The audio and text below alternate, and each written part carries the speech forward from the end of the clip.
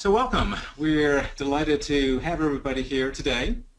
We are doing a seminar that we had scheduled earlier but had to juggle around for a number of reasons, but are delighted to be hosting it today. It is entitled Jung and Indigenous Native Spiritualities. We have the primary presenters Jerome Bernstein and Jean LaCourte with us today. They will be the two primary presenters. Murray Stein is joining us as well. He's the Zurich host and will be joining in the dialogue some. My name is Steve Buser. I'm the Asheville Jung Center host, and Ryan Deegan is the behind-the-scenes Asheville Jung Center technician. And you may hear his voice, or he may pop on here and there. We've scheduled anywhere from 90 minutes to 2 hours for the seminar.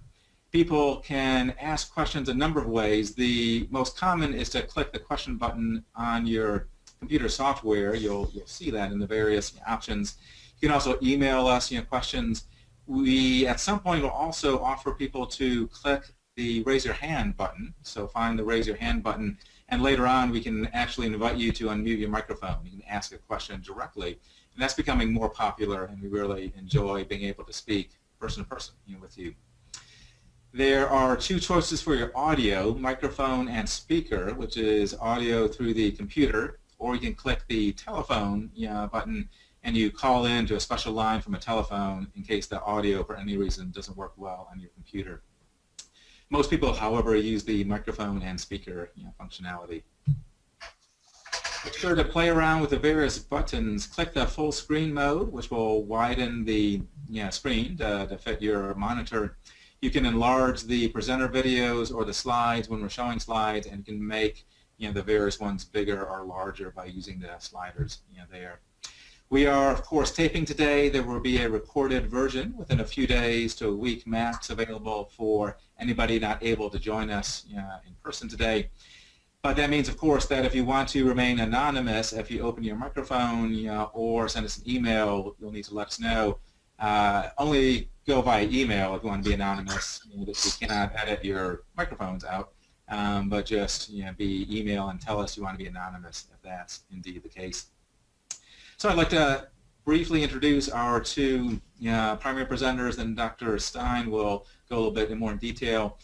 Jerome Bernstein has a bachelor's and master's degree from George Washington University, private practice since 1974, founding president of the C.G. Jung Analyst Association of Washington, D.C., and for 45 years has been in relationship with the Navajo tribe and consulted in the early 70s.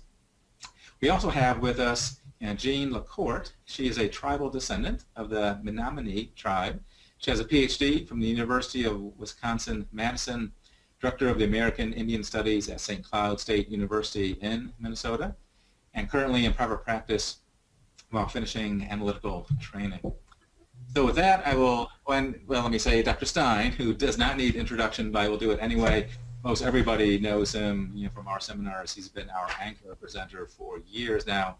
But Dr. Stein is joining us from Zurich, Switzerland, where he's been the president of the ISAP Training Institute there, very widely published, and has done numerous seminars with us as well. So I will turn it over to Dr. Stein, and then Jerome and Jean. So thank you very much. Thanks, Steve. Well, it's a great pleasure for me personally to welcome Jerome and Jean to this webinar series. This is actually the last edition of a series that we began in 2015 on Jung and the World Religions. And this contribution was originally scheduled for I think June of 2015, but for various reasons of health and other factors, we had to postpone it until we can finally manage this today. And I've been in conversation with Jerome Bernstein about this for quite a long time. I know that he's put a huge amount of thought and planning into this webinar. He has been really an outstanding figure in the Jungian community, representing the type of spirituality that will be discussed today. we and he didn't want to call this a world religion, didn't want to use the word religion, and he will tell you why, I'm sure, in the course of this. But this type of spirituality that we'll be discussing today that Jung had a great interest in is so deeply woven into cultural life that to speak of it as something separate from culture is very difficult. And so we're speaking of a kind of spirituality that is also universal. It isn't only located in North America, but it's represented very strongly today by the Native American peoples of the North American continent. And Jerome Bernstein has been working in this area for many years, has had many deep experiences, personal experiences and conversations, lives in Santa Fe, New Mexico, which is right in the heart of some of these peoples and their indigenous homes. And so he's the perfect person to approach this topic for us. He's a Jungian analyst, many years of experience. He's written articles in a very important book called Borderlands, in which he discusses various types of consciousness that are not necessarily represented or very much appreciated in most of Western culture. And so he's really taken it on as a personal mission, I think, to introduce the rest of us to a type of consciousness and spirituality that we are not often exposed to in our ordinary lives. So we know that Jung was very interested in this. He spent some time in Taos, New Mexico in conversation with one of the leaders of the Taos Pueblo there, and wrote about that in his Memories, Dreams, Reflections, his travels. And so it's with great pleasure, and I'm really looking forward to hearing what Jerome and Jean have to offer today, and really want to thank you so much for taking the time to be a part of this series. Thank you. So with that, I'll turn it over to you, Jerome, and you can take it from here. Another 30 seconds and I'd have to leave the room. Thank you. That's a tall order to live up to. Before saying anything else, I want to introduce Jean, who you can see on the screen. Jean LaCourte, and she's a member of the Menominee Indian tribe in Wisconsin. She can tell you more, will tell you more about that. Jean and I met, I was trying to think, was it 4 or 5 years ago? Something like that. It was at a book launch of really a one-of-a-kind book, which will probably stay one of a kind. The title of which is C.G. Jung and the Sioux Traditions. And if you reflect on that for a minute, that's quite a title. And the author is Vine Deloria Jr.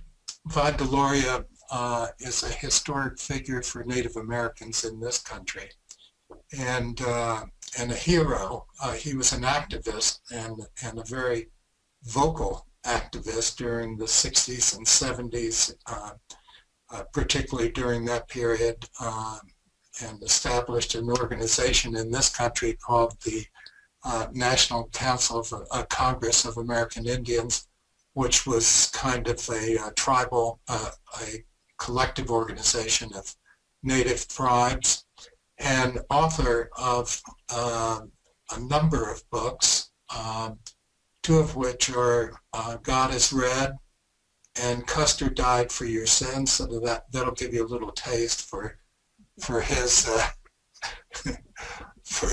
for his mindset. And I had the privilege of co-editing that book along with Vine Deloria's son, and it's the only book of its kind that really bridges Jungian theory and Native American, the Native American psyche. And I note that in Murray's introduction, he referred to consciousnesses, different consciousnesses. And, and I was very pleased to hear that because, as a matter of fact, Ryan, if we can go to slide 28, Carl Jung addressed that very issue in terms of whether there is one consciousness, and we of the Western mindset tend to forget sometimes that there are others, or don't even have it registered that there are. But this quote here is from Carl Jung, where he says, Western consciousness is by no means the only kind of consciousness there is. It is historically conditioned and geographically limited and representative of only one part of mankind. The widening of consciousness ought not to proceed at the expense of the other kinds of consciousness. So that kind of is certainly is the backdrop for my work, but it's also the backdrop for what you're going to be hearing from Jean and me this morning. My view is that the Western paradigm, the Western psyche, what I call the dominion psyche, is part of a whole. And in the book of Genesis, there is the expulsion of Adam and Eve from the Garden of Eden, and but life in the Garden of Eden was one, not two. And it was where all of life was of a whole. And with the expulsion from the Garden of Eden, that began the splitting off of psyche, which ultimately evolved into what we today know as Western, the Western psyche, or the dominion psyche, or the kind of consciousness that we share. And as Mary mentioned, Jean and I decided that we didn't want to use the word religion because that has specific connotation in Western, in the Western mindset. And native religion really isn't religion. We use the word spirituality. Native spirituality is of a different psychic paradigm. So the one thing I really want to stress before turning over to Jean is that we're really talking here about a different psychic paradigm. It's not just different kind of spirituality. It's not just a different culture. It is those things. But it's a different psychic structure altogether. And so, having said that, I'll stop here and invite Jean in to tell you how we are going to proceed from this point forward. Thanks, Jerome. Hello, listeners. Just a little bit about myself.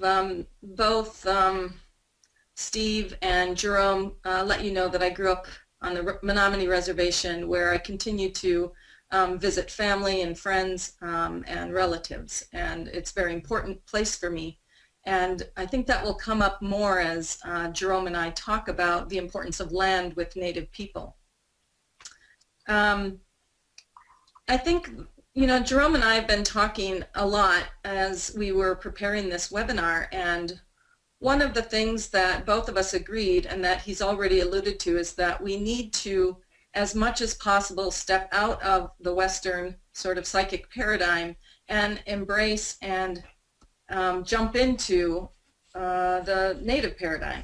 And one way that we thought about doing that was to stay away from a formal presentation of us talking at you, the listeners, even though that's what we're doing right now, and to instead invite you to eavesdrop into a dialogue that Jerome and I will have.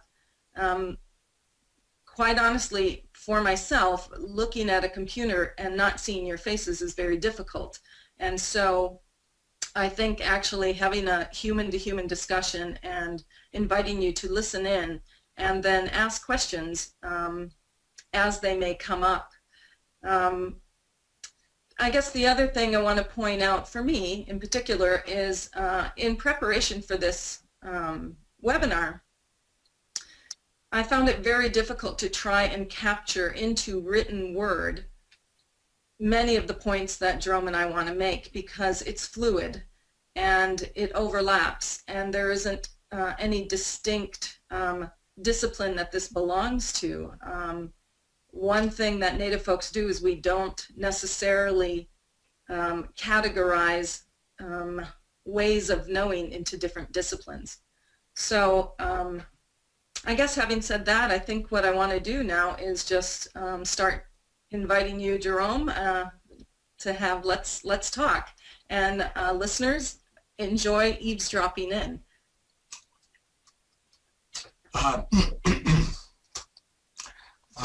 We did have some readings posted for the seminar, and one of which was Jung's essay on psychology and religion from the Terry lectures. And reading that essay, you get the feeling, I certainly get the feeling, that that Jung's orientation to psyche, and particularly his early concept of consciousness, was both linear and hierarchical. Yeah. And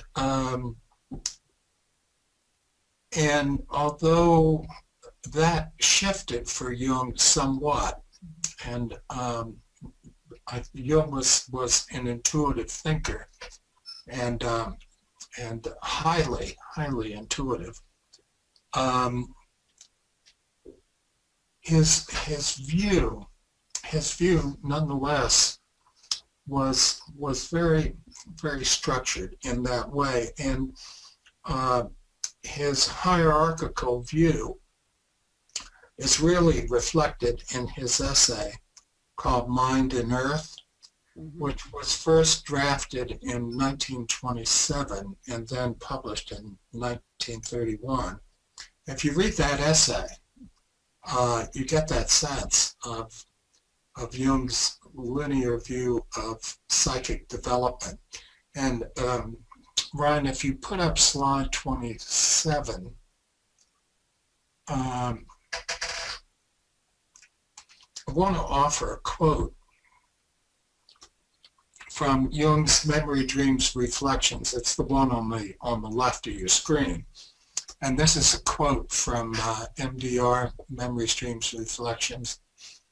When I contemplated for the first time the European spectacle from the Sahara, surrounded by a civilization which has more or less the same relationship to ours as Roman antiquity has to modern times, I became aware of how completely, even in America, I was still caught up and imprisoned in the cultural and consciousness of the white man. The desire then grew in me to carry the historical comparisons still further by descending a still lower cultural level. Now the last line, I added the italics to give one a sense of the feel of how Jung saw this kind of vertical hierarchical relationship with regard to consciousness. And that, of course, also affected his use of the word primitive. Well, Jerome, it made him view Native people as also on this linear consciousness, right? Right. Yeah. And well, I mean, I guess we have to keep that in mind when we read Jung and he discusses who the primitive are. He's often thinking of primitive people as some lower form of consciousness, as embodying a lower form of consciousness. Right. And one of the things I alluded to a moment ago was that Jung intuited that there was something more than that form of consciousness, but he never got to the point where he could really escape the gravitational pull, is the way I think of it, of that Western psychic paradigm that is linear and hierarchical and binary. And even though he strongly felt that there was something different, and I think that was true right up to the end of his life. He struggled with, I think he really struggled with Native folks. I remember reading, I think it's in his Visions book, he said the Red Indian has great qualities despite that he is primitive. So, I mean, I think it speaks to his own ambivalence, and I like the word imprisoned that he used in that quote, because it really does show how difficult it is for us to step out of our own paradigm that we've been raised in and to see beyond. But I think you're right, he intuited something different. Right. And I said a little while ago that that hierarchical view of consciousness is reflected in his essay Mind and Earth, which he first drafted 2 years after he was at Taos Pueblo. And but then, and that essay was published in 1931. Later that year, there was a second essay called Archaic Man. And that's when Jung began to try to break away, is the way I think of it, Yeah. from where he was imprisoned or caught by posing what I think was just an absolutely brilliant question at that time, 1931, which was, does psyche originate in the mind of man, or does it originate outside of the human mind? Right.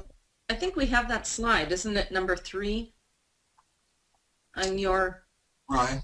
maybe the listeners can read that quote. Thank you. Yeah. And that quote gets us closer to what you were alluding to earlier in terms of what was psyche like prior to the expulsion in the Garden of Eden. I think he's moving more towards getting a better understanding of what that might have been. Ryan, could you put up that slide number 3? I think it's number 3. Sure, it's coming up right now. Just one moment, please. Okay.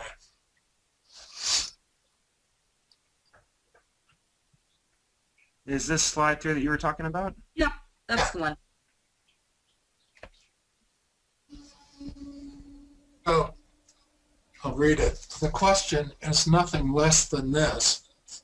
Does the psyche in general, the soul or spirit, or the unconscious originate in us, or is the psyche in the early stages of conscious evolution actually outside us in the form of arbitrary powers with intentions of their own? And does it gradually take its place within us in the course of psychic development? Now, 1931, I think that was just absolutely revolutionary question. Matter of fact, in 2016, I think it's a pretty revolutionary question.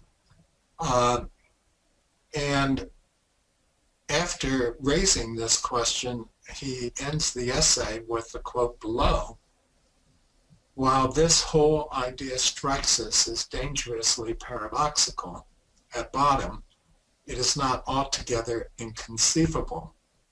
And then he says, I have to leave the question unanswered. Mm-hmm.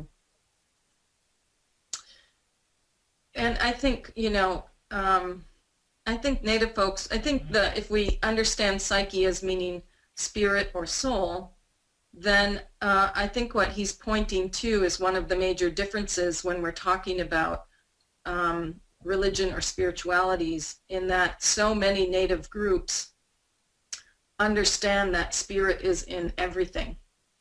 It's everywhere. And it is not contained in some outside God, but that it is in all of life. And so I think that this is sort of pointing the finger to that and acknowledging that.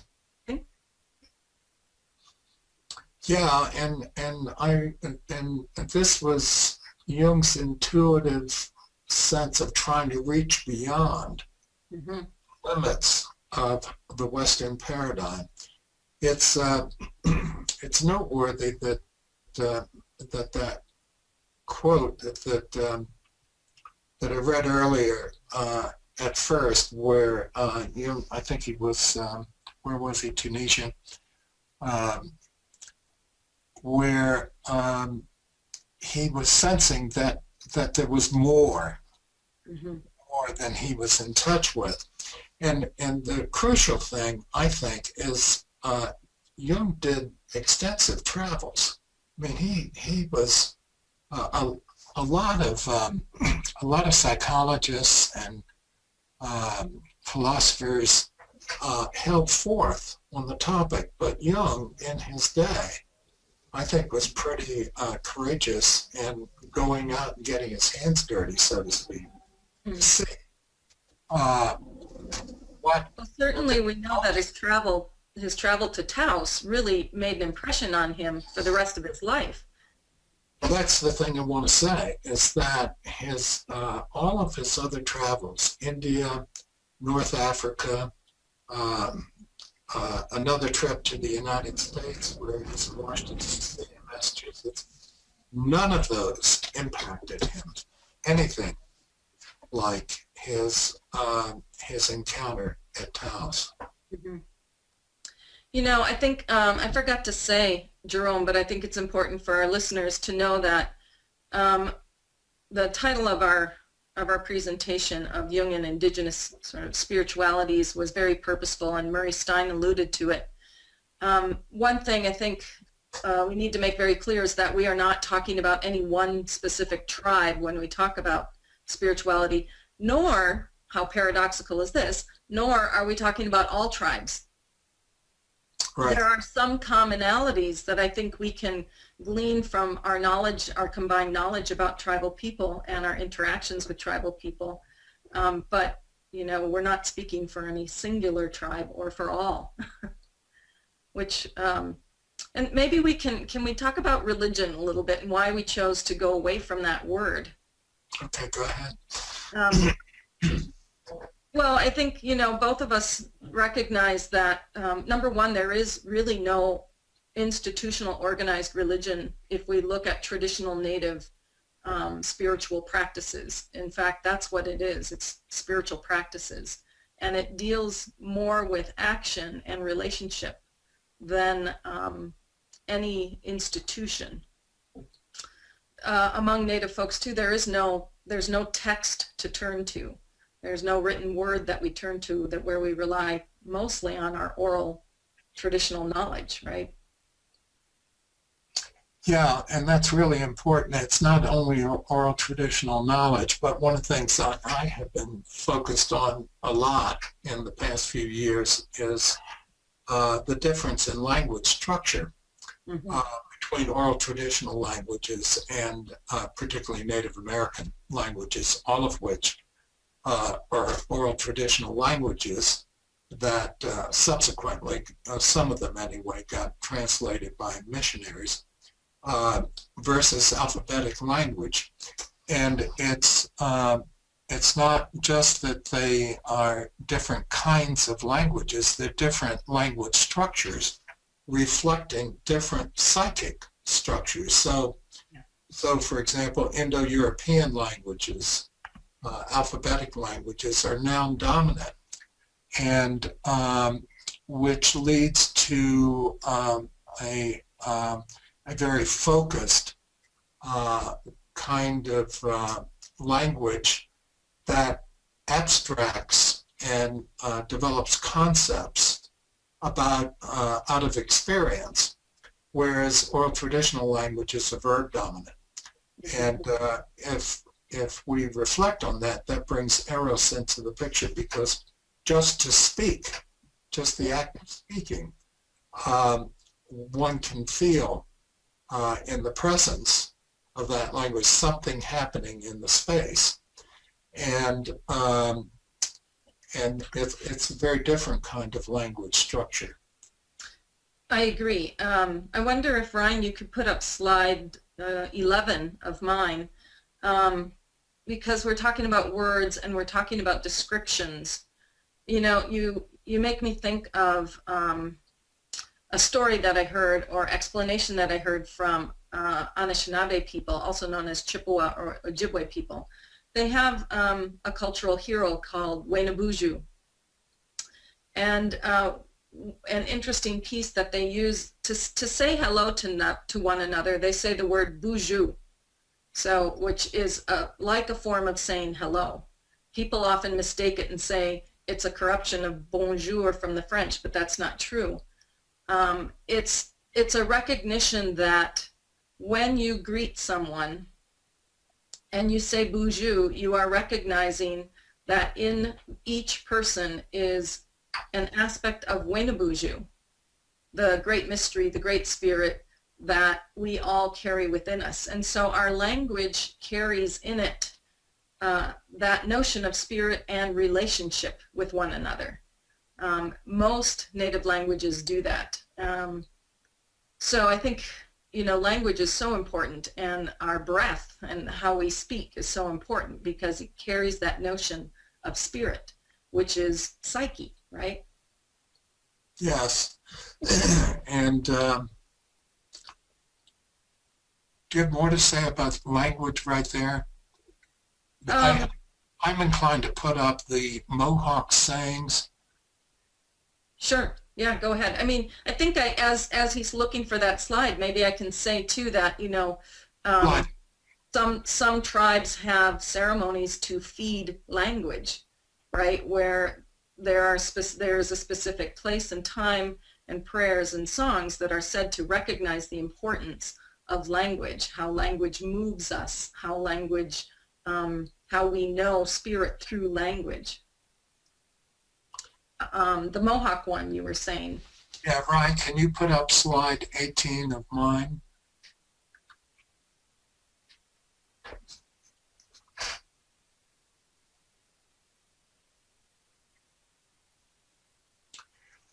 So this is a Mohawk language greeting. How is your peace? And what you were saying about Buju brought this to mind for me. And just those 4 words, they're so personal. Yeah. Not hi, and you go your way. How is your peace? And there is something about that that just goes in. Yeah. And feels personal. Could you go to 19 now, Ryan? Next one. Here's another literal phrase from Mohawk language. Your culture is in the language. Right. It's a very simple statement. And then if we reflect on it, which I have done a lot, it's very, very expansive for me. Mm-hmm. And then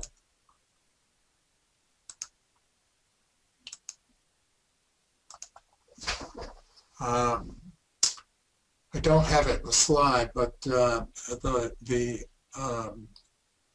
Mohawk expression for love is, I am in your body and you are in my body. Yeah. And so it's what I'm trying to reflect here is the nature. It's so the experience of speaking, the experience of receiving what is spoken is so different. And I think this takes us into the notion of reciprocity. And you want to pick up on that? What are you thinking? There's a lot to say we can say about reciprocity. Well, I'm thinking about, for example, I said earlier that so much of what we have in print in English was done by missionaries.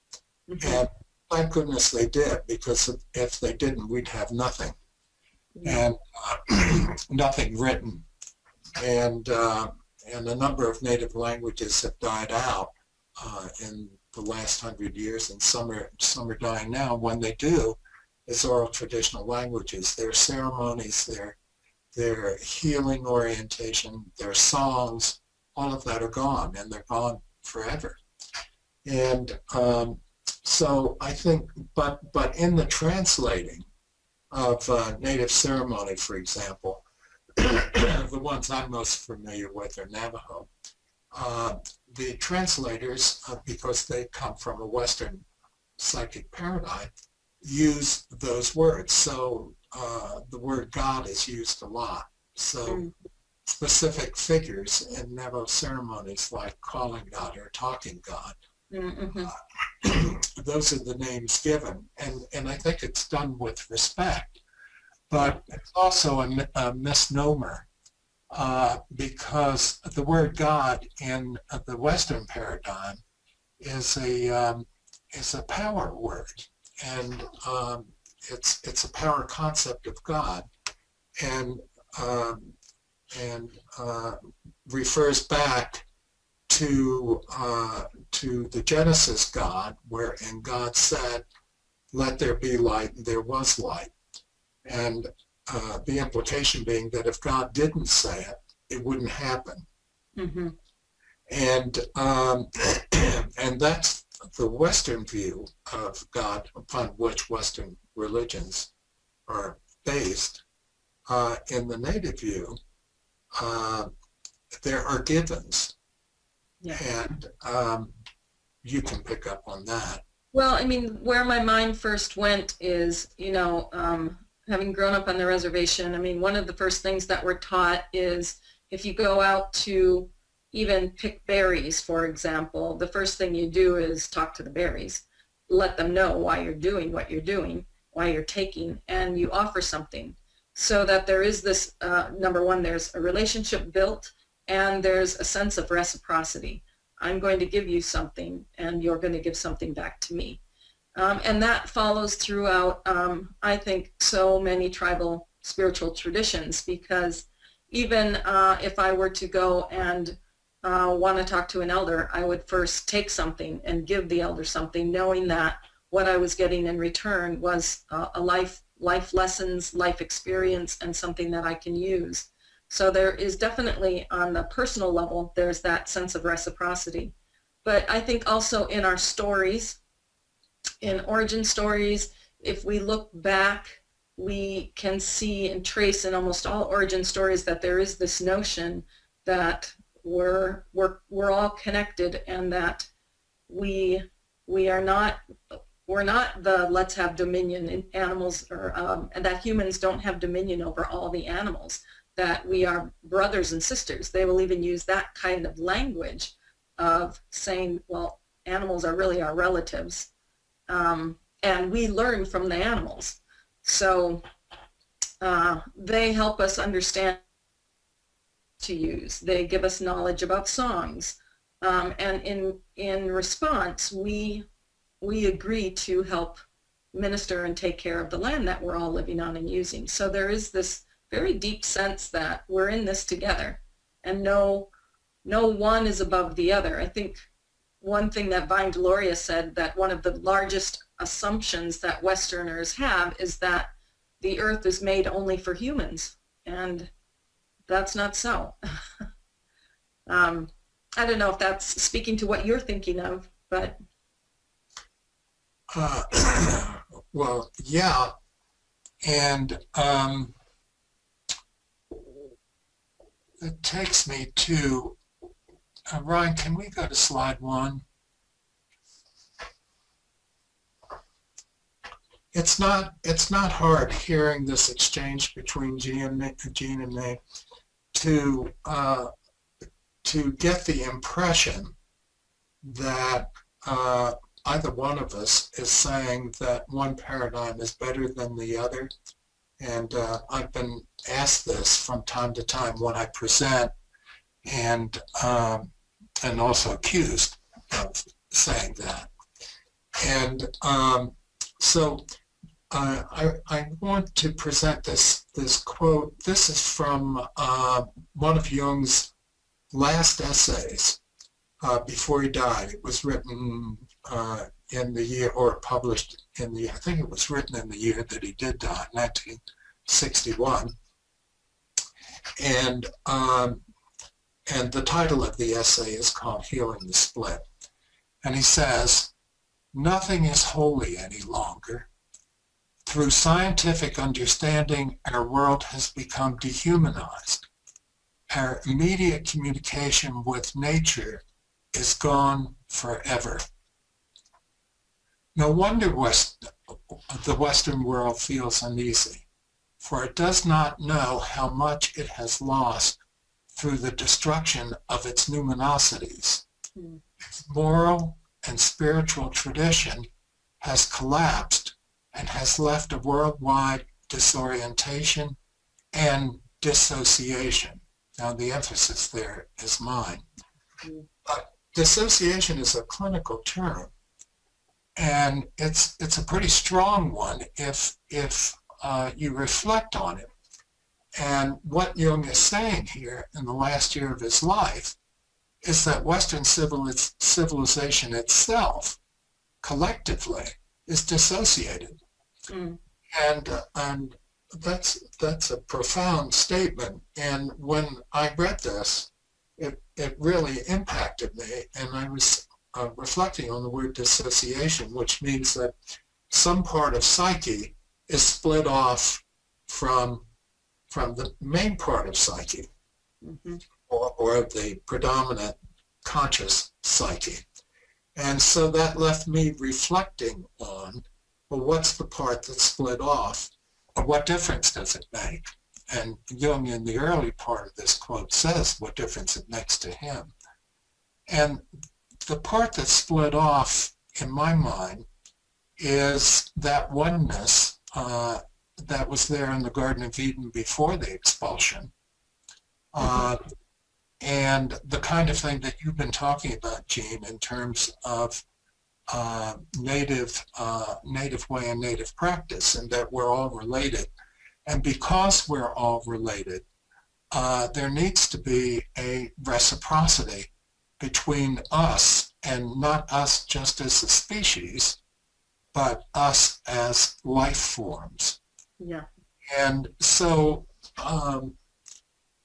so I see the two paradigms, and for me they are two paradigms, the Western paradigm and the native paradigm, as complementary. And in saying that, absolutely essential. One is essential to the other. And without a connection between them, there is a dissociation on both sides. And that is being manifested today, I would say most dramatically, in the global warming crisis. There are 100 other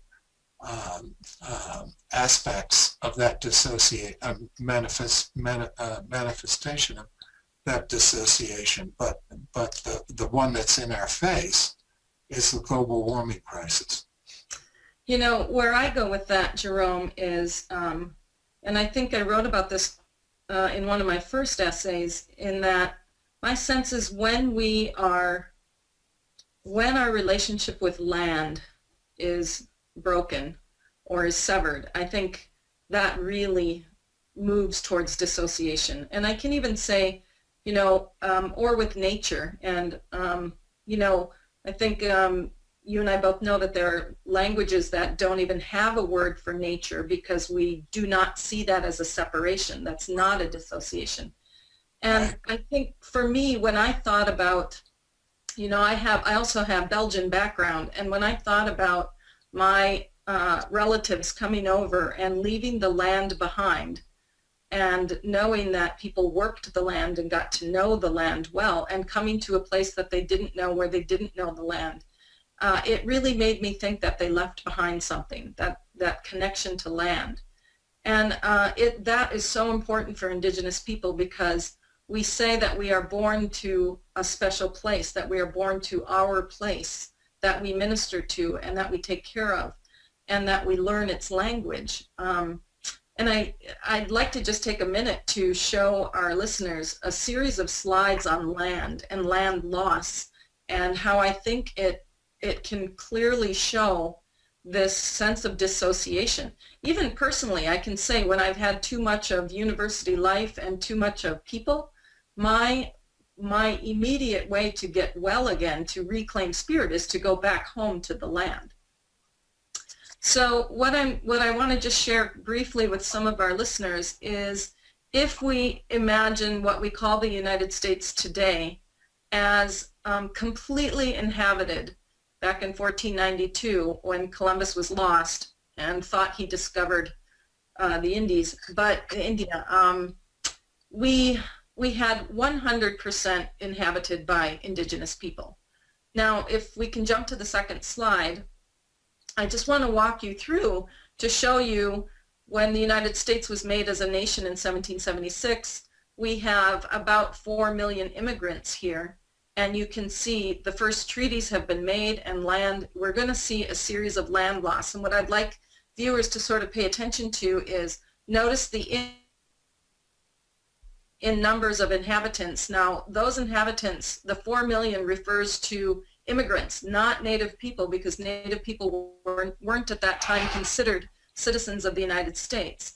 And so we start at 1790 with 4 million. If you can move to the next slide.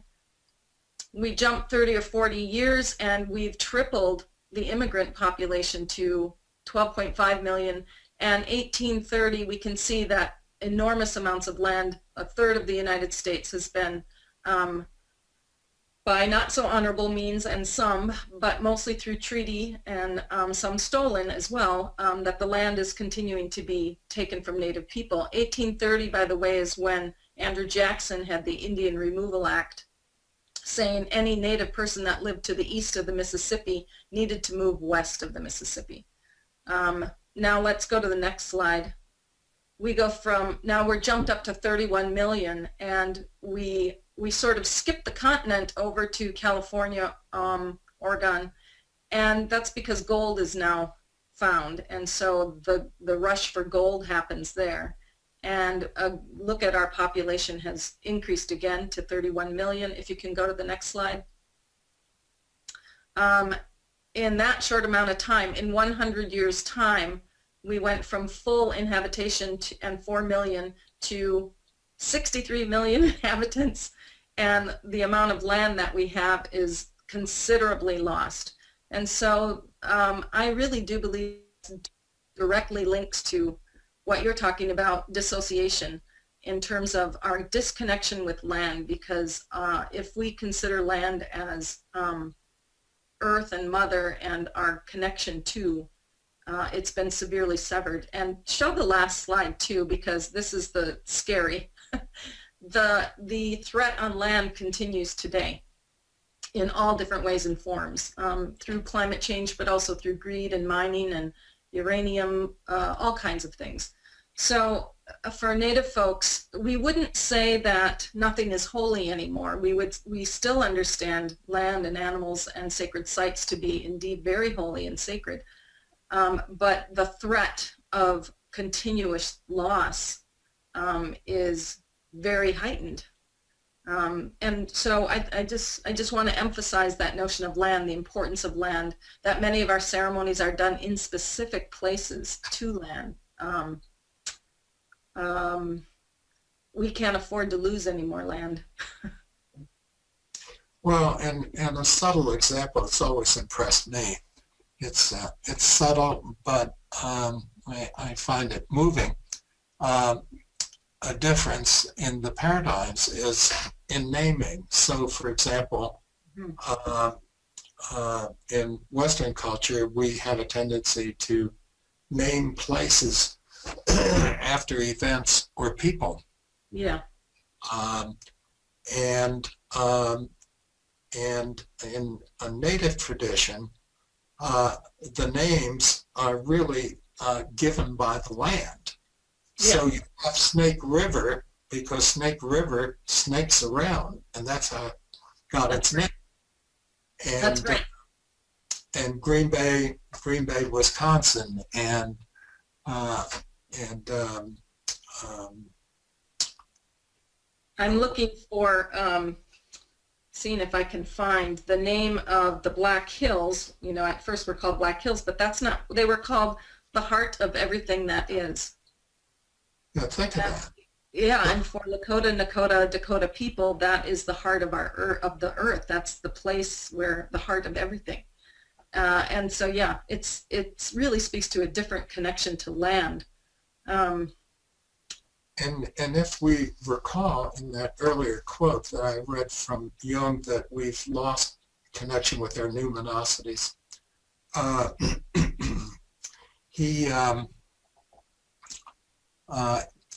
Jung says in that quote very specifically that it's due to scientific thought.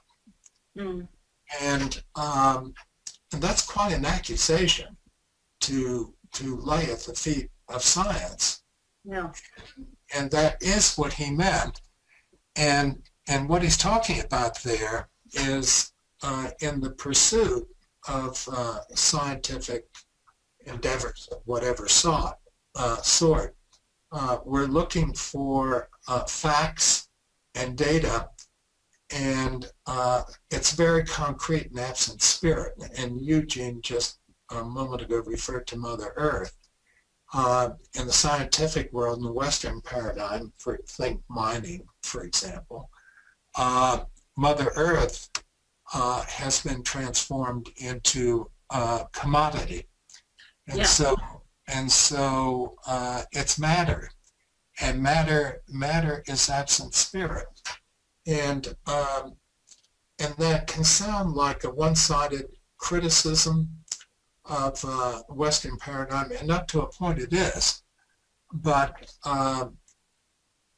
we're not going to do it without scientific thought, particularly in facing global warming, which really threatens the survival of our species, and it's going to be through scientific thought, hopefully in dialogue with the part of our psyche that was left behind the Garden of Eden. I'm talking about the Western psyche. Yeah. I think it's also a change in attitude, like a different attitude, a different perspective, because I see it as sort of Western psyche sees sort of Earth as a resource, whereas Native people would say it's not a resource, it's actually the source of life. So a very, a different attitude about how we see the Earth. What that calls to mind is on March 3rd, I think it's 2011, there was an article on the front page of the Los Angeles Times, and the article was written by two environmental scientists, and the title of the article is "The Earth Has Its Own Set of Rules." Mm. And these are guys writing out of the Western paradigm, but what they're saying is if we, our species, and particularly speaking out of the Western paradigm, if we're going to survive, then we need to learn that language that you were referring to a moment ago, and to be able to commune with and establish a reciprocal relationship with land. And when we say land, it's not just earth, it's sky, Right. the animal, Right. all of it. And it's an extraordinary, I don't have a slide of the article, but it's an extraordinary statement by two scientists, Western scientists, who have begun to recognize that that Western science and economics is not going to be sufficient to bring us back from the brink of where we're headed. Yeah. And that was a huge step in consciousness raising. Yeah, I don't know why I thought about this, but I think, I don't know how I made this link, but somewhere story comes to me, how important story is. And I can remember, when I first started Jungian training, how mad I would get at all of the analysts who would always bring in Greek stories, and it wasn't until you came and you brought Johnson Dennison, the Navajo guy, who spoke out of story, but story from land perspective, where he spoke about water. I remember being really upset that day, and once Johnson started speaking about water, I immediately calmed down, which I connected to because of, I guess, knowing I don't know where I'm going here with this, but knowing the language of land and the stories that land have to share was the language that I know. Telling me to think of Artemis as she's in the woods bathing in the water didn't speak to me very well. I couldn't imagine an Artemis.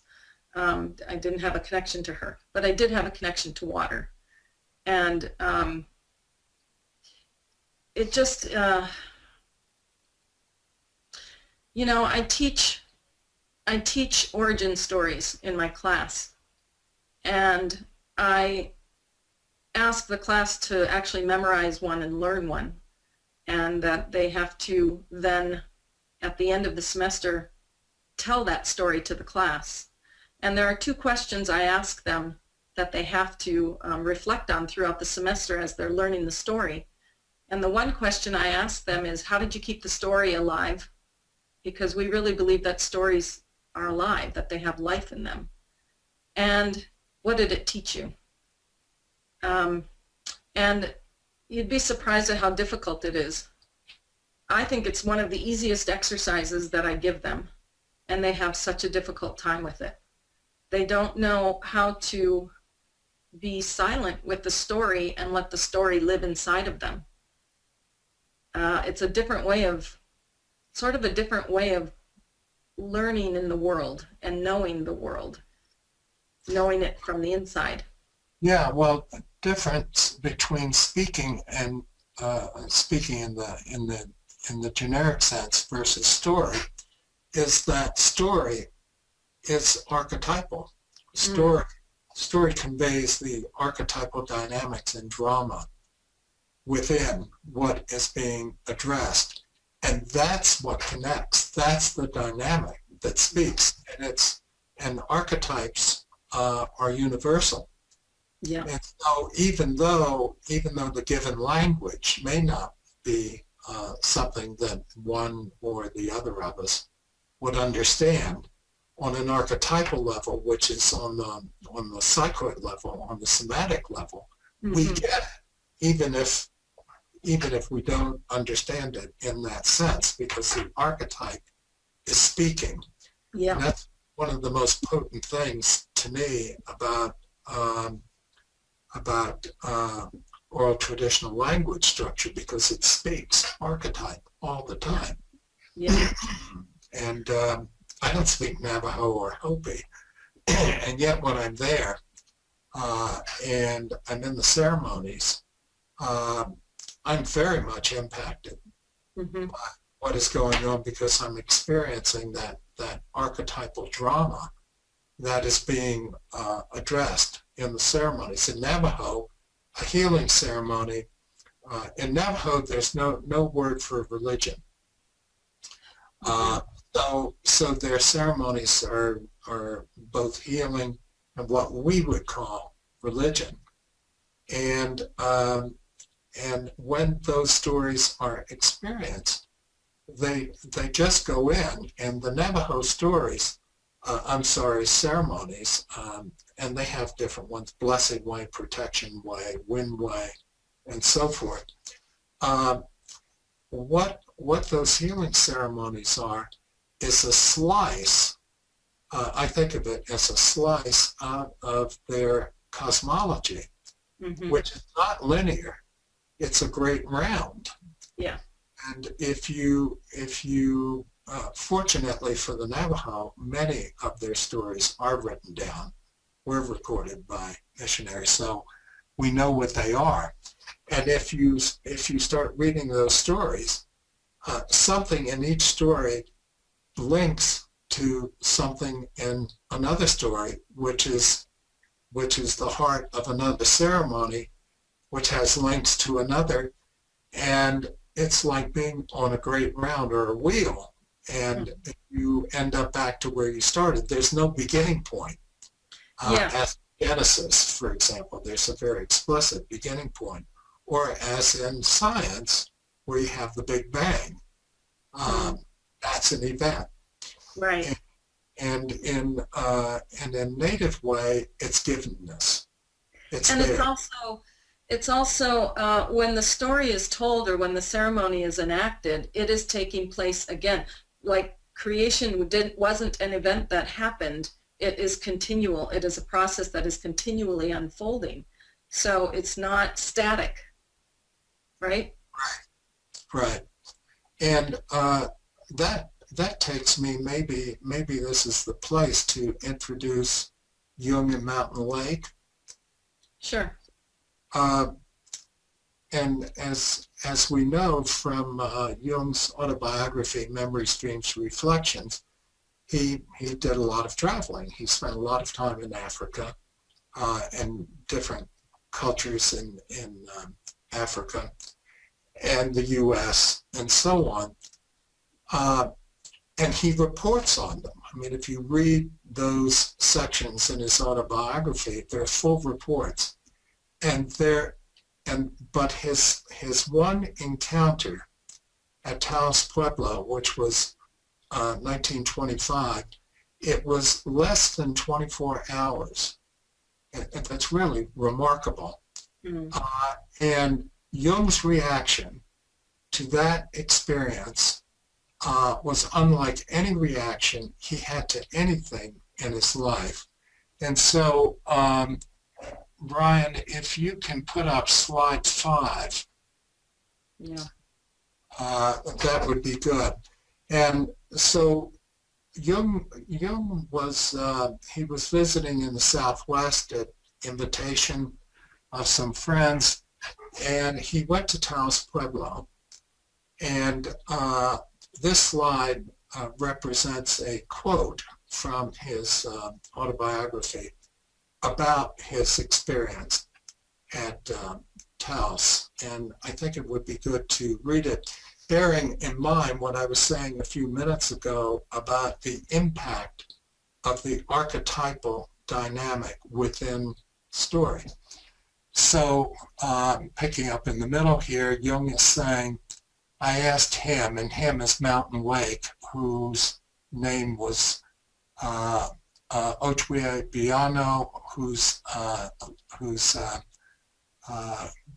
name was also Mirabal. That's right. Yeah. So Jung is saying, I asked him, meaning Mountain Lake, why he thought the whites were all mad.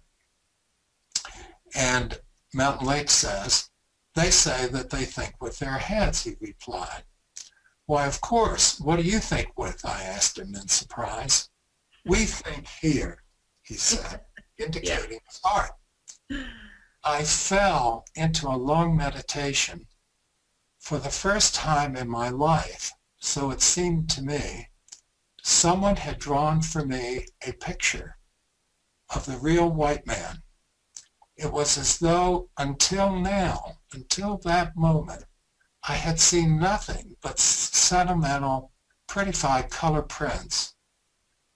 This Indian had struck our vulnerable spot, unveiled the truth to which we are blind. I felt rising within me like a shapeless mist, something unknown and yet deeply familiar. Next slide.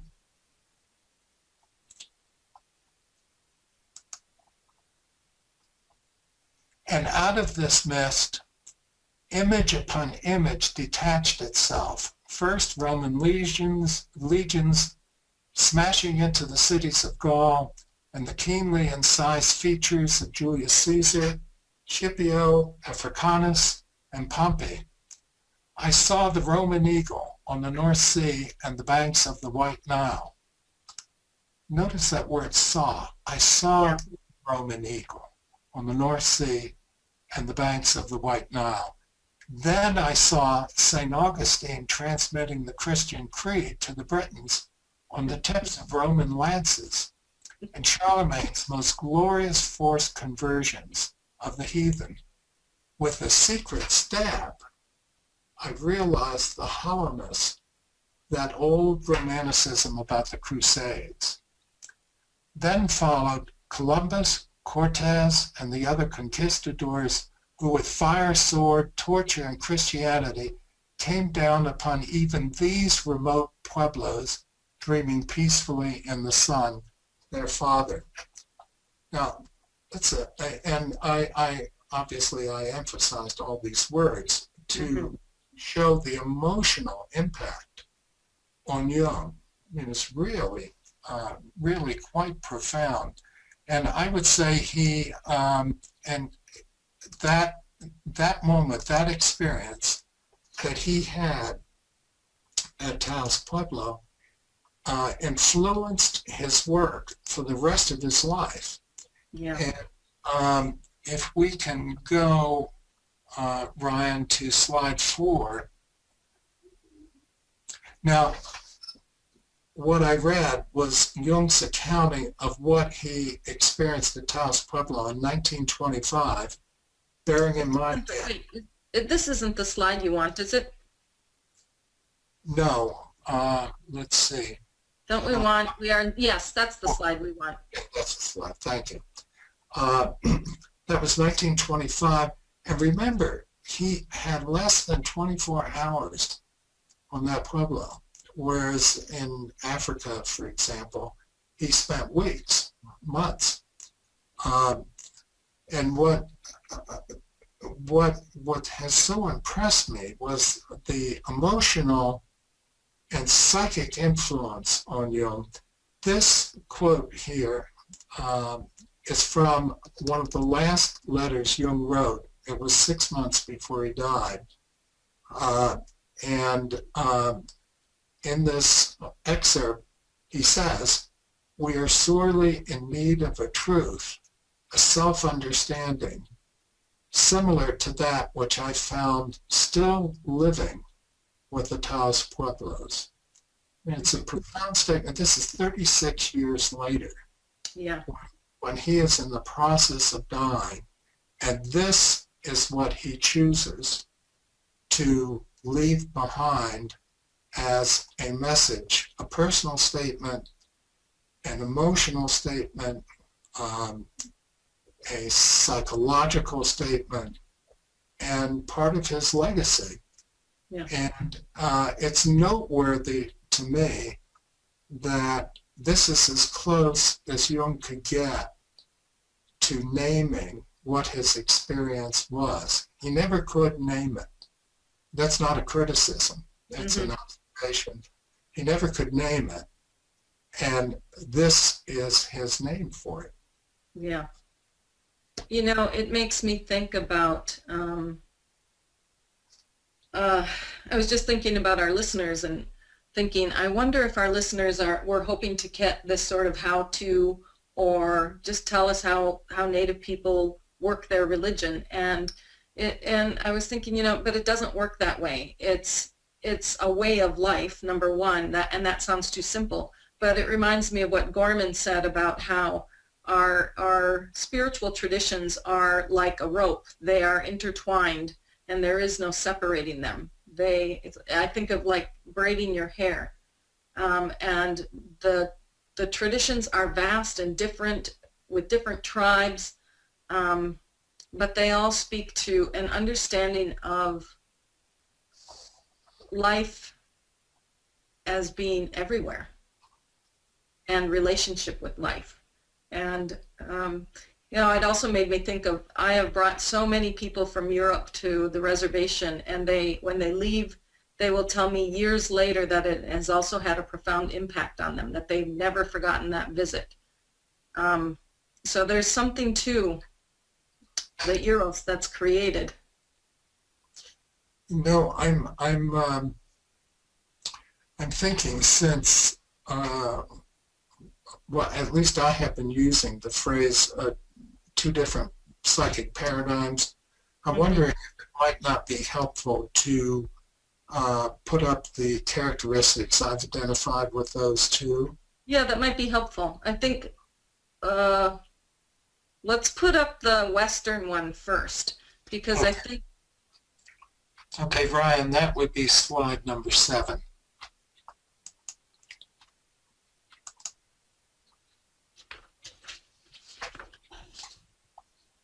So what I did here was, in thinking about the Western psychic paradigm, that from my point of view began its evolutionary thrust to become what we have come to know today as Western civilization. The characteristics that I've identified for what I call the Dominion paradigm, our Western paradigm, are these characteristics. Patriarchal monotheism, dominance of left brain consciousness, that means that means logos kind of consciousness, dependency on rationality, a binary consciousness. yeah, The next quality, Cartesian duality, that binary thinking, binary way of thinking, cause and effect, logic, linear sense of time. Splitting without consciously holding the tension of opposites, and therefore prone to missing the potential for a transcendent function. What I mean by that, we see it every day, we hear it every day now in the political process of, this position, that position, with virtually no recognition of any possible connection between the two that's splitting. yeah, Power-oriented towards supremacy of the ego due to an absence of the mediating influence of a living relationship with nature, an archetypal deficit of a capacity for humility, and the substitute of that, of course, for that is power and greed. Next slide, Ryan. And this is still the Dominion paradigm. It typically sees shadow dynamics as pathology, as opposed to some part of our consciousness that we need to take back and integrate. And these last two I've highlighted in color because I think they're the most threatening to us in the present time. This psyche denies and is threatened by the idea of an archetypal dimension of reality capable of overriding ego control.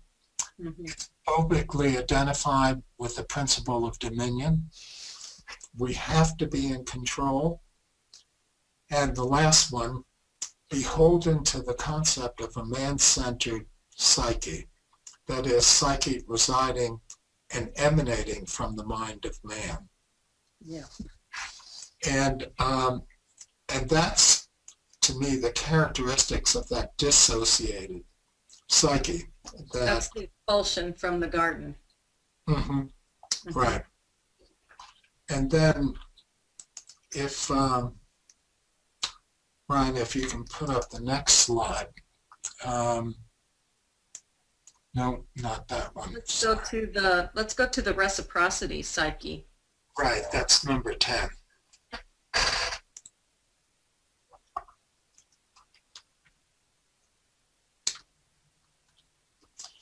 Now, these are the characteristics that I've identified, and Jean, you may have more to say about this with regard to the paradigm of reciprocity, which is what we were connected with psychically before the expulsion in the Garden of Eden as species was, and post-expulsion, the only connection that conscious connection we can have with it now, from my point of view, is with establishing some kind of dialogue with that psyche which resides in native peoples, those who have survived to now. And the characteristics I've identified there are right brain dominance along with left brain consciousness.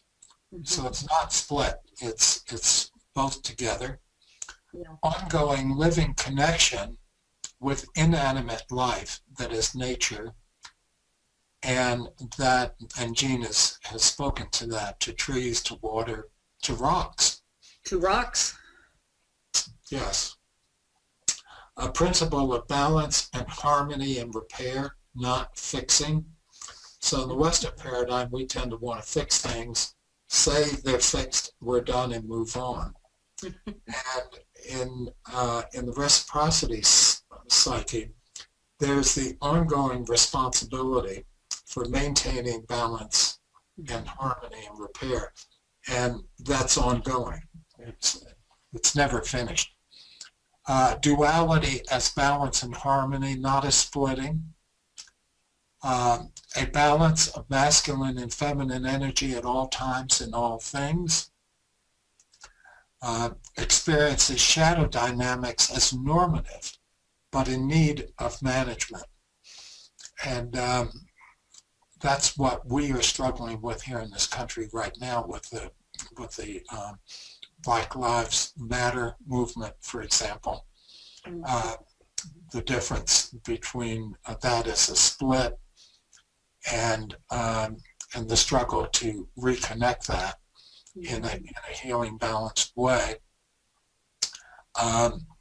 Healing based on restoration and repair without guilt. And in the native languages I'm familiar with, there is no word for guilt, which to me is an extraordinary phenomenon as a psychoanalyst. I mean, think of a psychic paradigm, a consciousness that has no concept of the word guilt. Not so much about the absence, it's not that, it's that what kind of psyche does that leave us with? And how does it change the way in which we relate to our own behavior, for example? And then the principle of restoration, which does not instinctively seek out the transcendent function. It may occur, but it's not sought out. In other words, life is accepted on its own terms. And the role of the individual is to respect that and to maintain that balance through reciprocity. And the last characteristic, which I've mentioned, the psychic principle of reciprocity embraces archetypal awareness. I think that last principle makes me think of, well, I'm being mindful of the time and wanting to let people ask questions, but you know, I don't know if people are aware of the very big gathering that's going on in North Dakota with the Dakota Access Pipeline. And I think that there's something very archetypal about that, because not only has it brought hundreds of indigenous nations together to fight for clean water, and you know, the people there are very careful to say that they're not protesters, but that they are protecting water. And the large number of non-native people from everywhere that is supportive and who see that and who are I think water in itself is so archetypal that it draws so many people together, and I see this as a very positive, optimistic sort of sign of the times in some ways, that we are not so split. That this reaching back and grabbing what has been left behind is really happening. I have to have a more optimistic sense of that. Do you, Jerome? Yes, I think, well, I'm not quite as optimistic as you. I think we're struggling to do that, and I think the collective unconscious is sort of trying to move us there, and that's clear. Mm-hmm. Ultimately,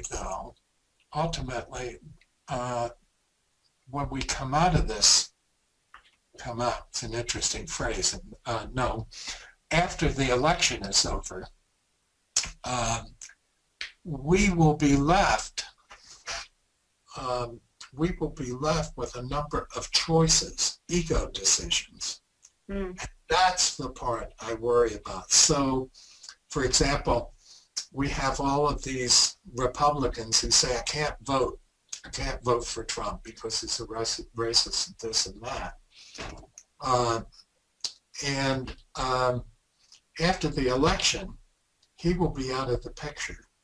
And then the question is, those same people, will they continue that struggle to move beyond to a new place, or will they fall back into where they were before Trump? And Yeah. same for the Democrats. I agree that this is probably a good time to open up for comments and questions. I would like to present one more quote before we do, and that would be, Ryan, slide 13.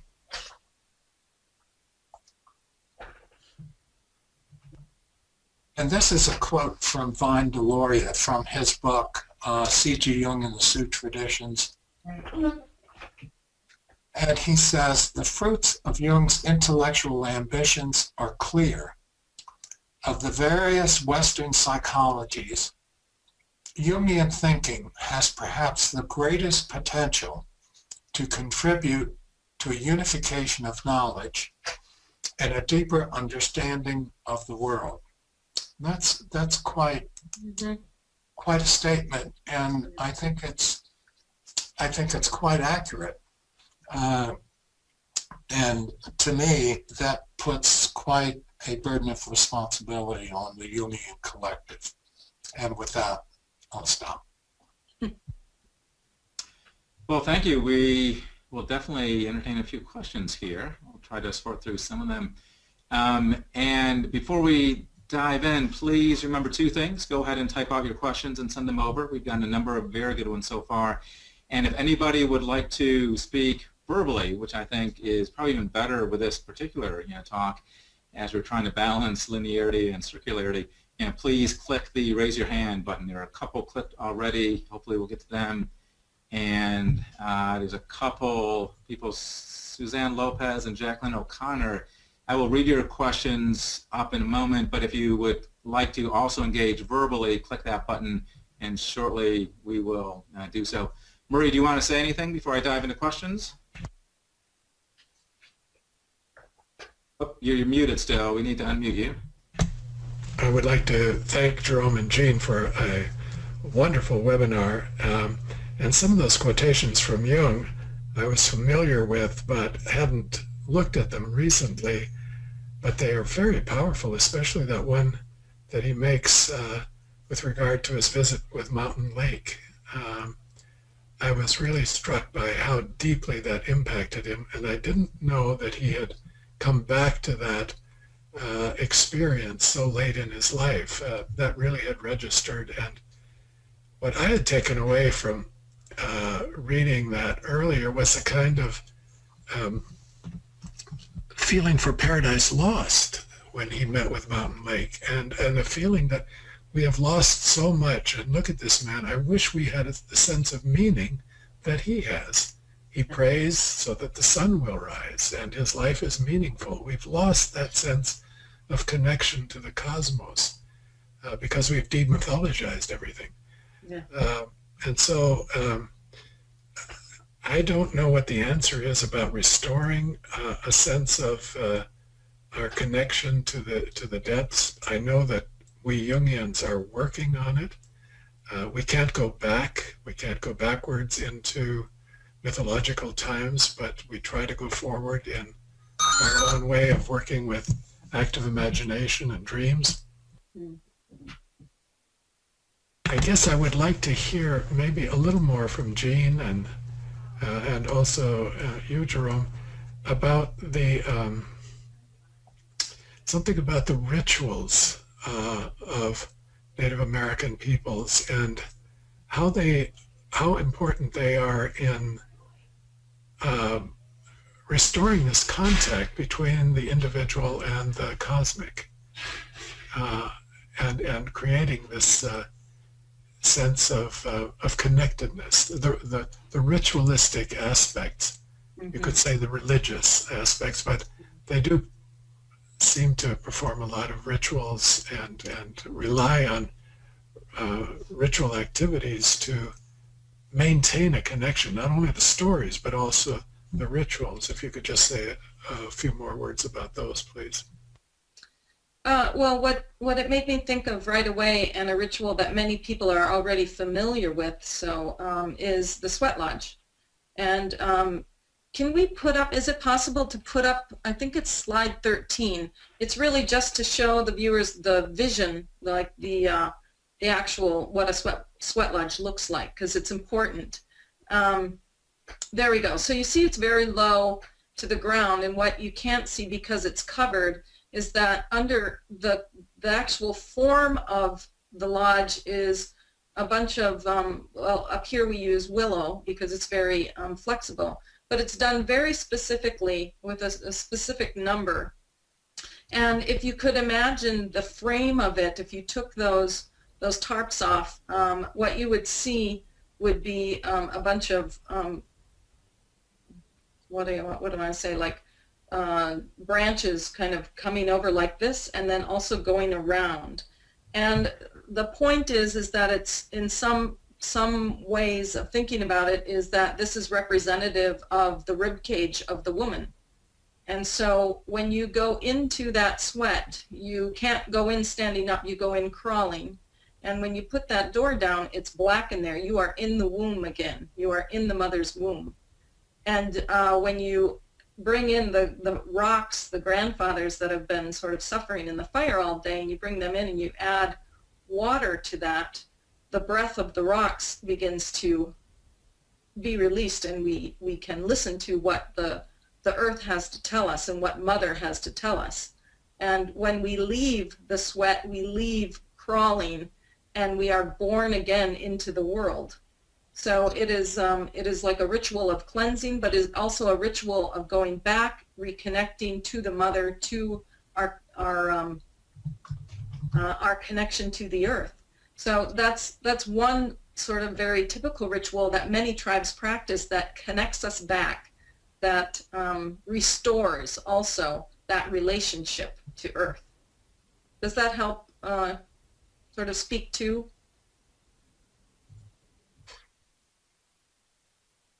Oh, I can't hear Marie. You're muted, Mary. All right. Still muted. I say the physicality of it strikes me. Mm-hmm. I haven't been in a sweat lodge. I've heard a lot about them. I know a lot of people have done it, but I'm a little bit claustrophobic, and the smoke and all. The physicality of it is so powerful. It's like a rebirth experience, isn't it? You die and you come out and you're reborn. Absolutely. And it's very strong. Yeah. Thank you for that. Yeah. Let me shift to questions for a little bit. If I could, there's a number of hands raised and a number of questions coming in, so let's dive in and see what we can do. Susan Lopez, I'm going to read your question, although I might not have captured it fully. I'm going to start unmuting your microphone, so after I read the question, your microphone, if you click the right buttons, should be active. This one says, I am a white woman and have adopted the traditions of my Dakota husband. my early days of exposure to ceremony in the Dakota language, what struck me was that in the Western language, nouns are primarily scientifically based descriptors.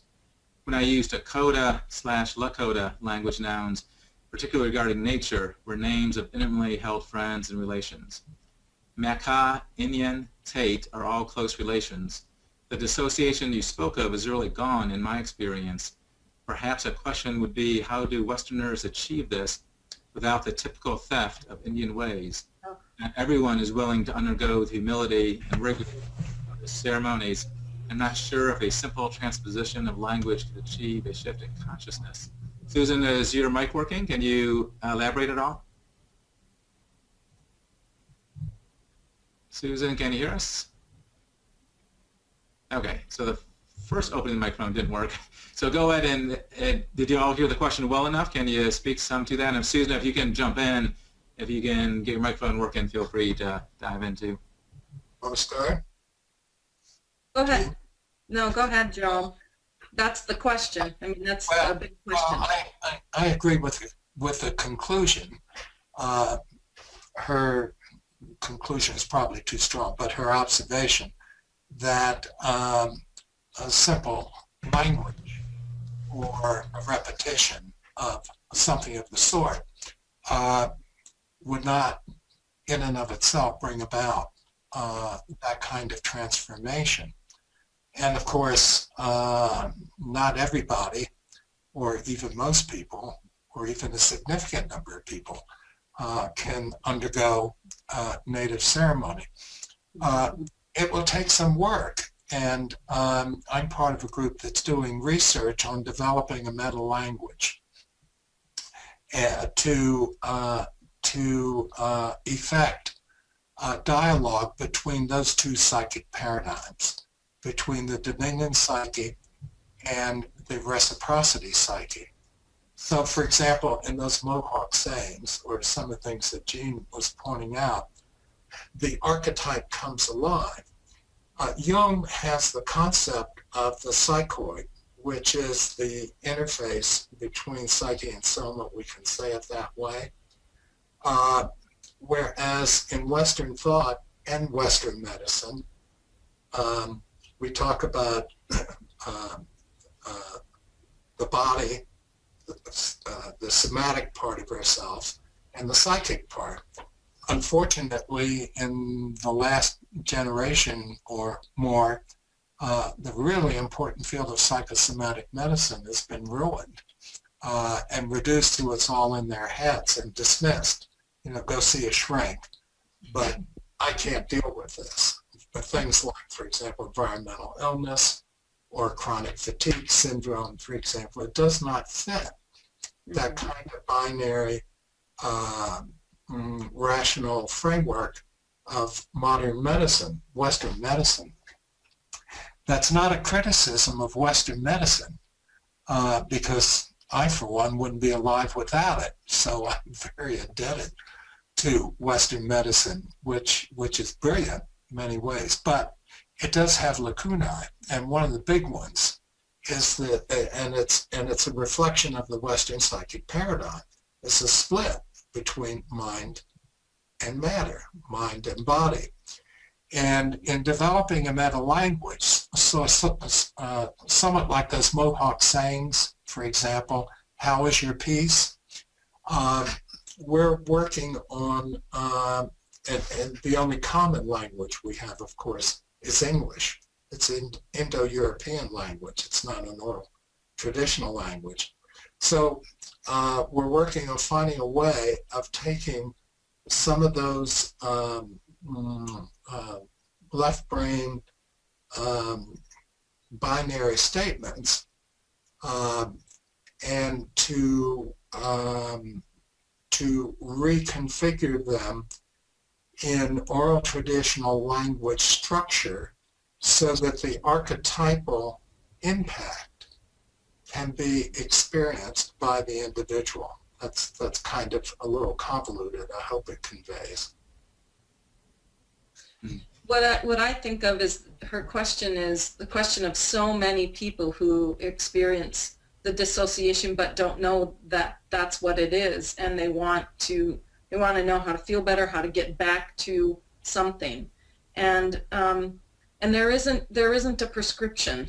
That's very Western thinking. There's no prescription, there's no pill. But what I would say, and I think what you're speaking to as well, Jerome, is that relationship is a place to start. Relationship to language, relationship to land, relationship to animals, and to challenge yourself to not see yourself privileged humans over others, over other living entities. So I think it's challenging our attitude as well and establishing relationship. And relation to body. You know, as an analyst, sometimes I will take a dream symbol and I will say to the patient, I want you to take this image and I want you to feel it, imagine it in the cells of your body, the cells of your body.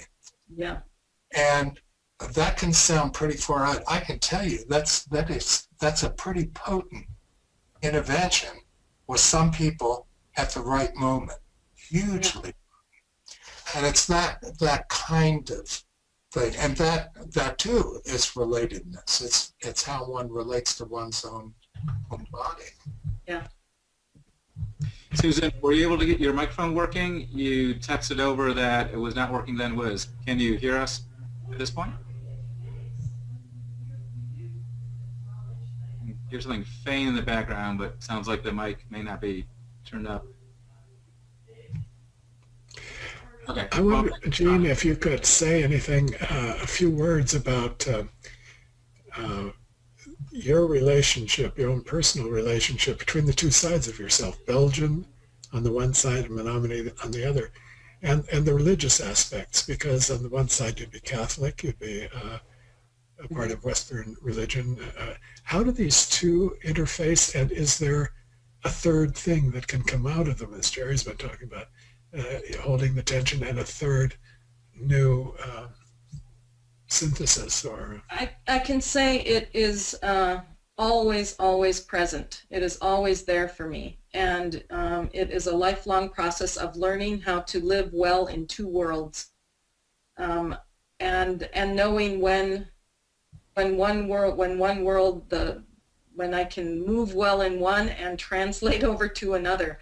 It's always difficult. An example I can give you is when I was working on my dissertation.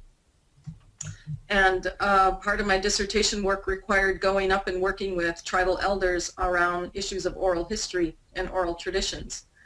And in that setting, I would listen to them, I would take note, I would do all of the correct cultural protocol.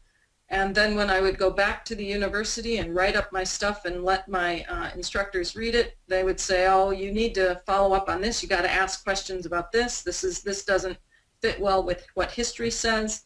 And I was really conflicted, because to go back and to question the elders would be a really big no-no. That's just something I wouldn't do, and people would know that I hadn't been raised well if I had done that. And so I actually went to an elder and asked him for help on that, and his response was to tell me a story.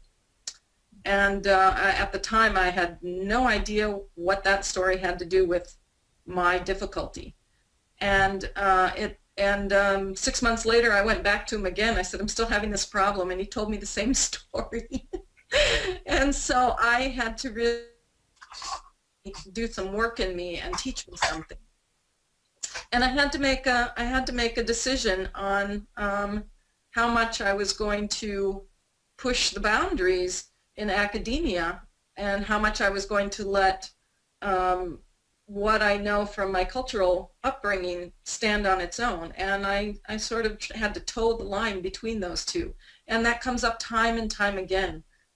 Working with Jerome, working with my analysts, they're both older than me, they're elders. I can't get that out of my system. I respect them, and sometimes it's very difficult to have to challenge them. I hope that helps answer, but... Yes, I just wonder if there's some way that the Native American spirituality can be woven into the Western religious system. such a way to change the paradigm that Jerry is talking about, that the two paradigms can somehow come together also on a religious ground. There are, if you go to a Catholic church on a reservation, you might find people drumming and using the pipe, and where there really is this blend going on. So you'll see that, and so there is that. What do you call it? I can't think of the word right now, but that does happen. Off the reservation, it's less. Yes, yes. Yeah. Off the reservation, it's harder because there isn't as much support. Yeah, that's right. Let me keep going with some of the questions if I could. Let me try one microphone, and then Jacqueline O'Connor, I'm going to read your question next, I promise, but let me get this other one that came in. Jenny Frank, I'm going to try to open up your microphone. You left a question. I can read your question, or if your microphone's working, you can go ahead and ask it. Jenny, can you hear us? I can. Can you hear me? Boy, just barely. Volume's really low, so I guess speak up or get close to the microphone if you can. Let's see. I'll speak up, see if that helps. That's better. That's much better. Okay. I'm curious about the connection. Jerome, you had said that so much of Jung's psychology came from this meeting with Mountain Lake. Not like, And I'm curious about the correlation between active imagination and traditional healing practices. yeah. I was caught by Murray's comment about active imagination too. The parallel that I would draw in terms of my own experience is in Navajo healing ceremony. In some of their major ceremonies, they have sand painting ceremonies. And in that given ceremony, whether it's a protection way or a blessing way, whatever it is, in that particular ceremony, there's a moment when the spiritual energy is called forth by the Navajo medicine man. They're referred to as holy people, and they're really spirit beings. And they're represented in sand paintings, which are made on the floor of the healing hogan during the ceremony. And they're huge, like sometimes 10 feet by 10 feet, I mean, huge enough for the patient to sit on. And what you have in that sand painting is sort of like a cosmic snapshot of a powerful mythological moment in that slice of Navajo cosmology. And it's connected to story. And so that sand painting is made, and there's a powerful figure there. It could be talking God or any of a number of figures. And the patient is brought in to sit on that sand painting, and then during chant and song, sand from the figure, from that specific figure, archetypal figure in the sand painting, is applied to the patient. Foot of the sand painting figure to foot of the patient, to leg, arm to arm, all the way up the body. It is, to talk about it is a two-dimensional experience, as I'm doing here now. To be present when that event is taking place, I can tell you, is just awesome. And it's numinous. And the place, it's like you can feel the archetypal energy, and you see the transformation taking place in the patient. So here is active imagination, so to speak, literally applied to the body. This is taking, we could say, Jung's concept of the psychoi and enacting it, not reenacting it, enacting it The Navajo ceremony is not a reenactment. It is an enactment of a cosmological archetypal drama. And it constellates that kind of energy, and it's awesomely powerful. And I think the same can be said for when people go on vision quests, is they wait for the vision to come, which is very, in many ways, similar to sort of active imagination. There's less ego involved, I think, in that you're trying to force something, but here it just, you sit and you wait. And I think that's could be a similar idea. Thank you. Great. Jenny, does that answer? And I might add, I do that with patients' dreams. So for example, if a patient comes in with a dream figure who is really particularly potent or helpful or healing or whatever, I say to the patient, now imagine taking that symbol, that figure, let's imagine in it going into your body. Tell me what you are feeling in your arm. Yeah. And again, as a detached statement from the archetypal power of the moment, it doesn't sound like much. But when that archetypal energy is constellated in the analytic hour and in the transference, it's very potent, and you can see the change. Wow, thank you. That's great. Thank you. Yeah, thank you, Jenny, for opening your microphone. So, Jacqueline, I promise you a question. Let me read this one off. Your hand isn't raised, but if you click that button to raise your hand, I'll take that. Oh, it is raised. I'm going to open your microphone. Jacqueline, can you hear us? Yes, I can. Can you hear me? Yes. Yeah, do you want to ask your question directly instead of me reading it? Okay, I'll try. Okay. In addition to the Judeo-Christian paradigm with our origination being in the Garden of Eden, another Western paradigm is that human history is through evolution, with our origination being in Africa. In this latter paradigm, humans are seen as a very recent development in the history of the world. Our ancestors are in the animal world, just as in traditional people's paradigm. The drawback of this paradigm seems to be that humans are seen to be distinct and different from the rest of nature. Isn't there a way to combine and supplement each of these paradigms to gain a greater understanding of our place on Earth, just as Murray was saying before?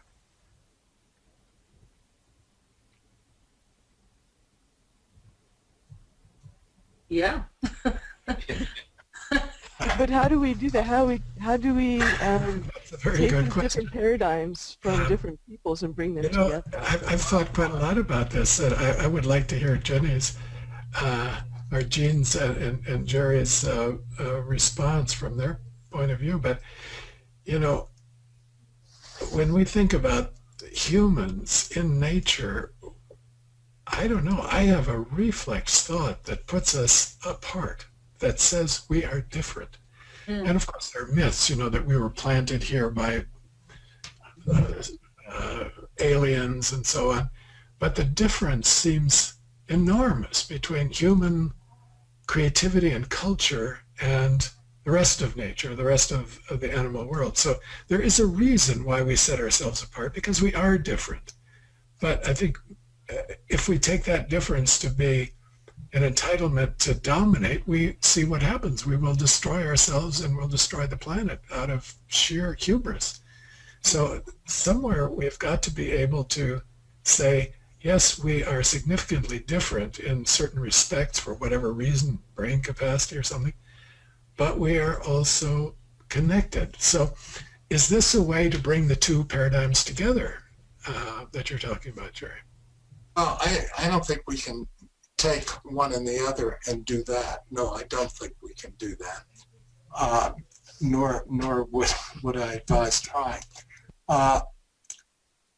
What I stress in my work, and I've written a good deal about this, what I stress in my work is that we, that is the Westerners, us, science, medicine, technology, all of that, our roots go back to the Garden of Eden. We were there. There's a quote, which I haven't shown, from Jung, who says, at one time we were connected to that mind. He uses the word mind, but never got to know it. Yes, he says, let me just say, we have been that mind, but we've never known it. We got rid of it before understanding it. Before understanding it, yes. And the point is, that's where our roots go. It's deep in our unconscious, in our collective unconscious.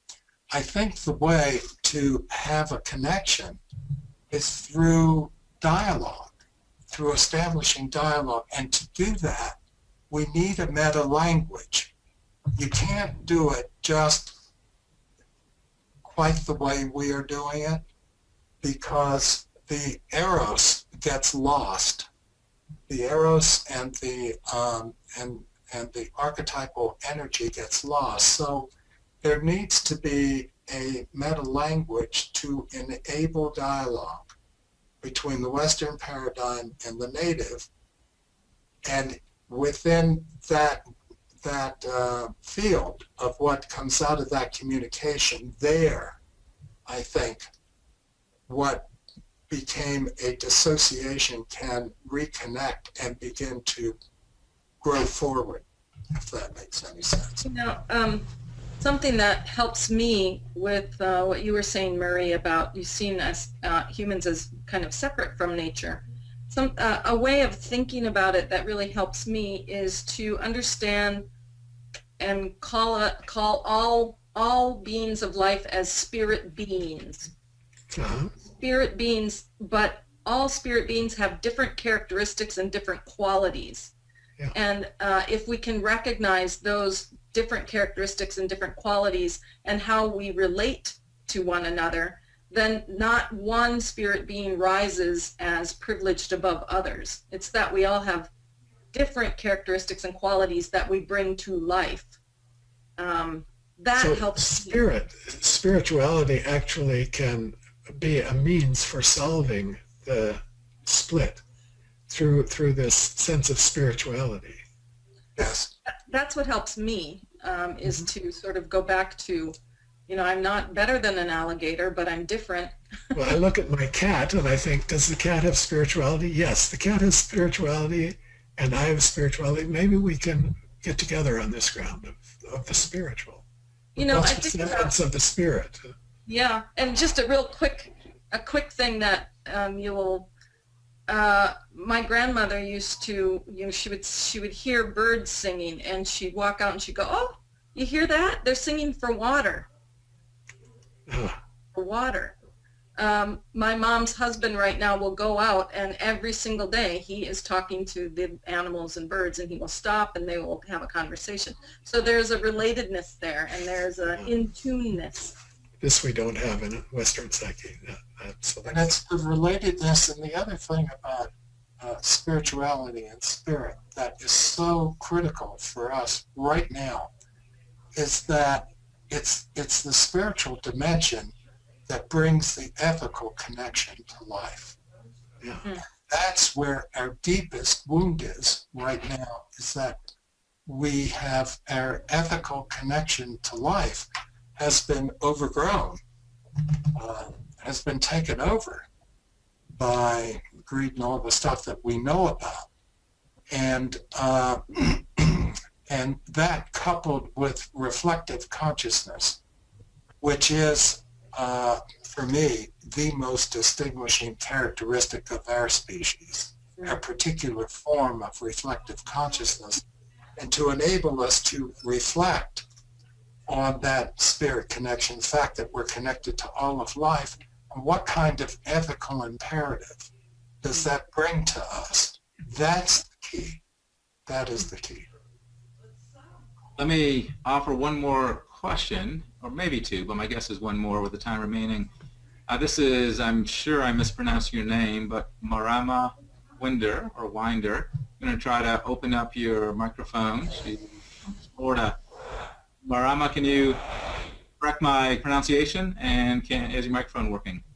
Yes, I'll try. Can you hear me? Yes, you're coming across nice and clear. Well, thank you all. First of all, Jean, Jerome, Murray, Steve, and Ryan, kia ora. Kia ora tato. It's marama winder, like the wind. Marama. Thank you. Thank you for that. Mhm. But I was born in the Connecticut River Valley of Massachusetts, of Dutch, German, Scottish, Irish, Polish, Russian, and deep native roots. And I've lived in Aotearoa, New Zealand for the last 15, almost 20 years. And I'm amongst many Maori friends. So I've had the privilege of living in two paradigms and two hemispheres and two cultures. And like Jean, it is possible. It is difficult, but it is possible. And many of my native friends from Hopi and Mohawk nations say the same thing. They're trying to live in two worlds and straddling two worlds. And I'm curious about two things, two questions. You spoke of the current situations at Standing Rock, North Dakota, and also of climate change and the many, quote, storms, physical and psychical, that we're going through right now as human beings and the entire planet. Are we at the beginning of this collective unconscious flow of learning about how to live in harmony amongst ourselves and with all of life? I think we were there at one time and we've gotten lost, and we're coming back to that. I think Jung's wonderful work over the decades have shown that. But from your opinion, do you think that we're at another beginning process here? First question. Second question, are we able to get, Steve, some of this information that Jerome and Jean are working, and Murray are working on, this middle language? Are we able to access your emails, for example, or just keep the dialogue going? So thank you. Kia ora, Toto. Well, before either of us responds to you, your question leads me to think that you think we're at a beginning, and I'd like to hear your comment on that. Well, I think we're at a re-beginning, not a re-beginning. I think perhaps I think humans and many millennia back were so much a part of nature and so much a part of the spirit world, there was no disconnection. And I think we have gradually become disconnected, especially over the industrial era, and now, gosh, I read Dwayne Elgin's work, who said in 1976, prior to 1976, we were concerned about meaning of life. After 1976, we were more concerned about the money of life. So I think we've shifted, but I was really curious that you brought up this collective unconscious flow of what's happening, especially with the examples of North Dakota and climate change. You want to start? You know, that's a really difficult question for me. I think that the earth has been abused, and you can only take so much. Like, you can only pull out so much blood from the veins of the earth before it gets very sick and sick beyond repair. So I don't know. I really don't know. I would like to be optimistic. I really would, but honestly, I'm fearful of it. Just had a dream that the world was ending the other day, like complete end of the world. I do have hope. I have heard Native people saying that we are reclaiming and we are bringing back things that have been not lost but left along the trail, and so that gives me hope. But honestly, I'm not quite sure I can answer that question if we're at a new beginning. I think we are at the possibility of a new beginning. I don't know that I would quite phrase it that way. I think I'm caught between two thoughts. So Jean a moment ago referred to the earth, and if anyone spends any time with me, and I really am doing research and working on developing a meta language, and I mean just what that says. So, for example, if we were in a different context and I heard that phrase, something about the earth, I've become a language fanatic, and I would interrupt and say, not the earth, earth, take the out, because that puts it back into a binary. Yeah, and to a thing, yeah. Yeah, and so I kind of walk this talk and can get fairly obnoxious about it at times, as Jean can tell you. As a matter of fact, there's a research group that I'm working with to do literally this, to develop a meta language to come up with a way of talking about and experiencing a reconnection between those two paradigms in the current time. I do not use the word integration. I think it's the wrong word and the wrong concept. It is bringing them together. Your second question was how do we stay on top of this? This space between where the two paradigms are in dialogue, the space between is what I call borderland consciousness. And I think that is what the collective unconscious is moving us towards. And so the collective unconscious, from the psychic point of view, is doing its job. When the dust settles after the election and whatever the short-term outcome is in North Dakota, that's where the real challenge is, because the collective unconscious can only constellate. It's for our ego to grab hold, to say, here's an opportunity. And how do we, it was Murray's question, your question, how do we optimize this connection that appears to be trying to happen? Yeah. So to me, the biggest challenge is not right now. I mean, the big challenge right now is surviving the process we're in till November 8th, because I think the election is crucial for obvious reasons. But it's after that, assuming that Trump is not president, it's after that that ego decisions have to be made. And psychic inertia is a pretty powerful energy. My concern is that we will all feel relieved, breathe a sigh of relief, sit back and say, and go about too much of where we've been. But it is an opportunity, so I would say the possibility is there. Gee, is there a way, you asked about writings. Gina and I could put together a bibliography, if there's a way of posting it for this group. What yeah, definitely get that out and post it. If you send something to us, we'll get all the participants a copy of that. That would be easy to do. Okay. Thank you so much. Thank you so much. Namihi nui. And thank you, Steve and Jerome and Jean. This has been great. Thank you for the opportunity. Really enjoyed it. Yeah, all your participation has been marvelous. It was fun to open up the microphones. Most of the time it worked. It's great to have that connection. And each of you did a marvelous job today. I really appreciate it. Thank you. It was lovely to do. Yes. Okay, so until soon, we'll sign off. Bye-bye. Okay. Bye-bye, everybody. Bye-bye.